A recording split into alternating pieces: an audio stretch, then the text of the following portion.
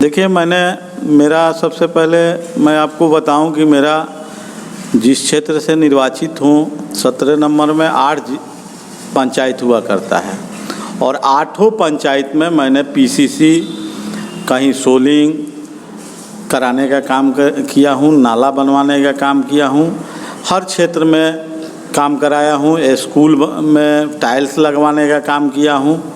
इस तरीके का काम मैंने किया है।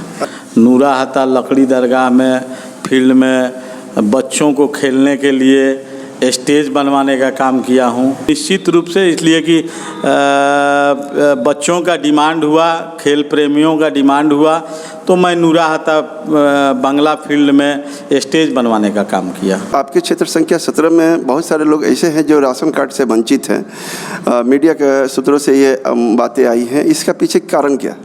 देखिए, इसके पीछे सबसे बड़ी कारण है कि जो प्रखंड में गरीब जनता, गरीबी रेखा से नीचे रहने वाले लोग 2 दिन 4 दिन रह के लाइन लगा करके आरटीपीएस में जमा करते हैं, उसके बाद से उस पर मोबाइल नंबर होता है और वो ज़िला में जाता है। ज़िला में जिन लोगों ने, बहुत लोगों का छूट गया है और ये कहा जा रहा है कि आपका आवेदन ही नहीं जमा हुआ है। लेकिन मैंने इसमें 15 दिन लगा और तहकीकात किया। इसमें वीडियो साहब से भी मेरी बात हुई, तो यहाँ से प्रखंड विकास पदाधिकारी महोदय के यहाँ से भेज दिया गया है। आरटीपीएस नंबर वगैरह भी सब मिला हमको, हम 15-20 आदमी का जांच कराया, वो मिला। लेकिन ज़िला से जिन जिन लोगों का फ़ोन आया था और ऑफिस से बाबू लोग फ़ोन किया था, जो लोग जाके मिल लिए उनका काम हो गया, और जो लोग नहीं जाके मिले हैं, सिस्टम नहीं फॉलो किए हैं, उनका रिजेक्ट मार दिया गया है।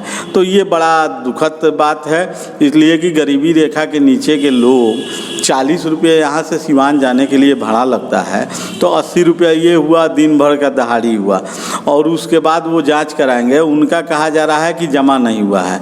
तो किसी न किसी तरीके से इसमें गड़बड़ियाँ हुई हैं और वो लोग वंचित रह गए हैं जो गरीबी रेखा से नीचे हैं, जबकि पंचायत सचिव का रिपोर्टिंग है कि ये गरीबी रेखा से नीचे हैं और ज़िला से ये बताया जा रहा है कि आपका आवेदन जमा ही नहीं हुआ है, जबकि प्रखंड का आरटीपीएस कह रहा है कि आवेदन जमा है।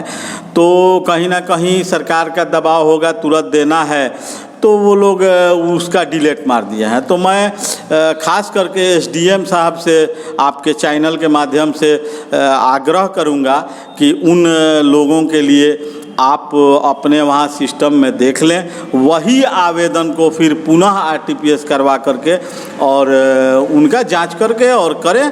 अगर नहीं होने वाला है, गलत रिपोर्ट हुआ है, तो पदाधिकारी और लाभुक दोनों पे कार्रवाई करें आप। लेकिन इस तरीके से आवेदन जनता का लिया जाए और उसको कह दिया जाए कि आपका जमा ही नहीं हुआ है, रिजेक्ट मार दिया जाए, तो ये सरासर गलत है।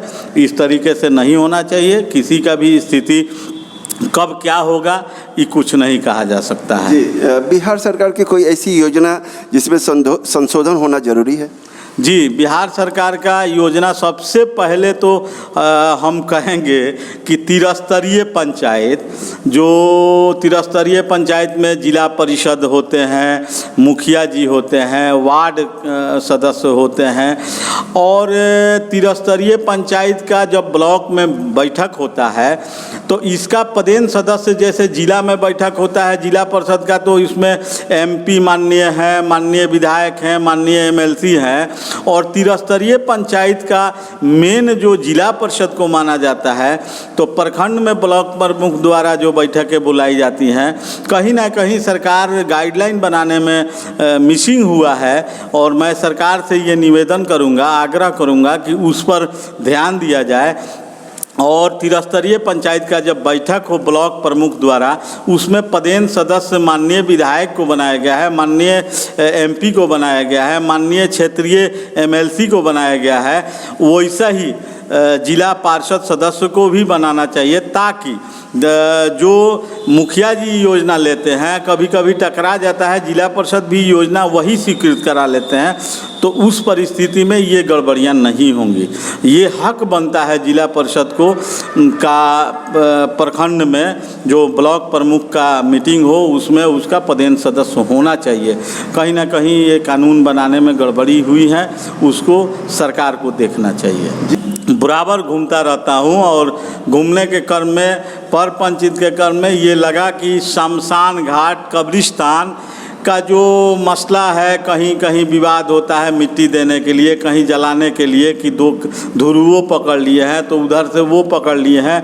तो मैं जिला परिषद के मद से करवाने के लिए सरकार से भी निवेदन करूंगा कि सरकार जिला परिषद के फंड में दे, ताकि जिला परिषद निचले स्तर में छोटी मोटी विवादों को आपस में बैठ के फरिया के शमशान घाट और कब्रिस्तान का घेराबंदी का काम करवाने का मौका दे।